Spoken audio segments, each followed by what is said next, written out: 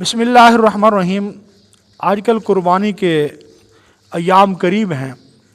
इन कुर्बानी के अय्याम में अहले हदीस, जिनको हम गैर मुक़ल्लिद कहते हैं, ये बड़ा शोशा उड़ाते हैं, बड़ा शोर करते हैं और उम्मत मुस्लिमा के अनपढ़ और जाहिल लोगों को वरगलाते हैं कि कुर्बानी भैंस की जायज़ नहीं है।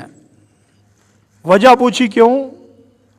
तो वो ये कहते हैं कि कुरान और हदीस के अंदर को भैंस का कोई जिक्र नहीं है, कट्टे का कोई जिक्र नहीं है। इसलिए जब कुरान और हदीस के अंदर भैंस का जिक्र नहीं, ये अरब में नहीं पाई जाती थी, तो इसीलिए इसकी कुर्बानी भी जायज़ नहीं है।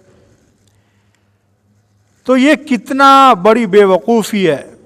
सारा साल ये कट्टे और भैंस का गोश्त खाते हैं। अगर इनको गाय का दूध दो, कहते नहीं नहीं हमने भैंस का पीना है, वो ज़्यादा गाढ़ा होता है, उसकी चाय बड़ी मज़ेदार बनती है। और कुर्बानी के मौका पर आकर इनका शोर शराबा शुरू हो जाता है। और भाई अगर कुरान और हदीस के अंदर नहीं है भैंस का हुक्म, तो फिर क्या हुआ? बाकी अहकामात भी तो तुम देखो ना, जो कुरान और हदीस के अंदर नहीं है और वो तुम करते हो। अब तरावी की नमाज ना कुरान के अंदर ना हदीस के अंदर है।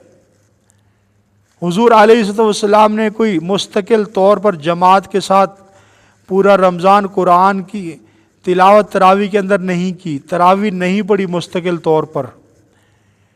तो ये किसने बाद में इसको उम्मत के लिए साबित किया? ये हज़रत उमर फ़ारूक रज़ी अल्लाह ताला ने इस उम्मत के ऊपर लगाई है तरावी।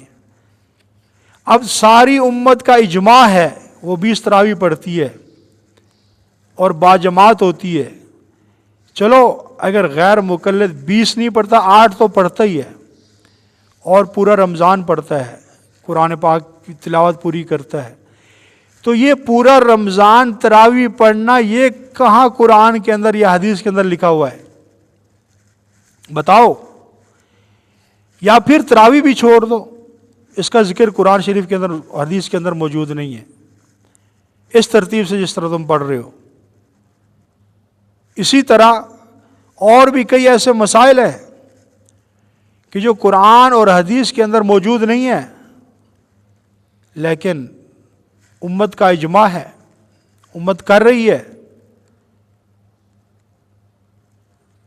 तो या तो उन सारे अहकामात को छोड़ो, फिर हम कहेंगे ठीक है कुरान और हदीस के ऊपर गैर मुक़ल्लिद चलते हैं।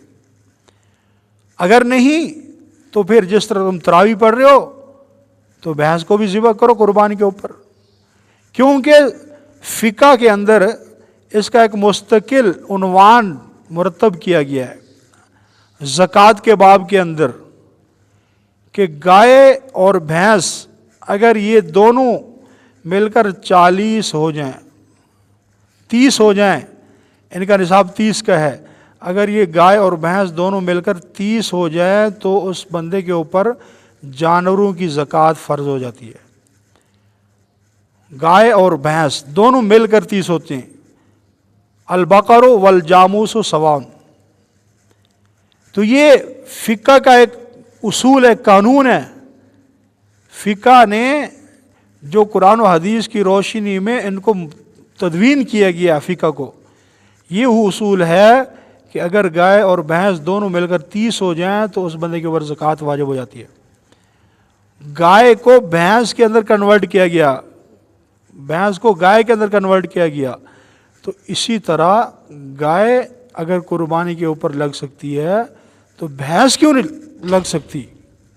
इसलिए ज़रा अपनी खोपड़ी को सही करो। और जानवर, जो भैंस का जानवर है, ये भी कुर्बानी लग सकता है। अल्लाह हम सबको तौफीक अता फरमाए।